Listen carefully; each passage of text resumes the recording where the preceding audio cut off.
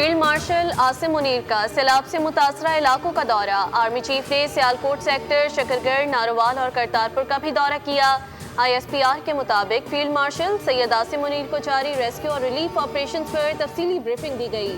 نئے اسپیل اور اس کے پیش نظر اختیار کی جانے والی احتیاطی تدابیر سے بھی آگاہ کیا گیا۔ فیلڈ مارشل نے جوانوں اور سول انتظامیہ کے درمیان مثالی کوارڈینیشن کو سراہا۔ ریسکیو سرگرمیوں میں تیزی لانے کی ہدایت۔ ISPR کے مطابق فیلڈ مارشل نے کرتارپور میں سکھ برادری سے بھی ملاقات کی۔ متاثرہ شہریوں کو ہر ممکن تعاون کی یقین دہانی۔ فیلڈ مارشل نے کہا کرتارپور سمیت تمام مذہبی مقامات کو اصل حالت میں بحال کیا جائے گا۔ پاکستان اپنی ذمہ داری ادا کرنے میں کوئی کسر نہیں چھوڑے گا۔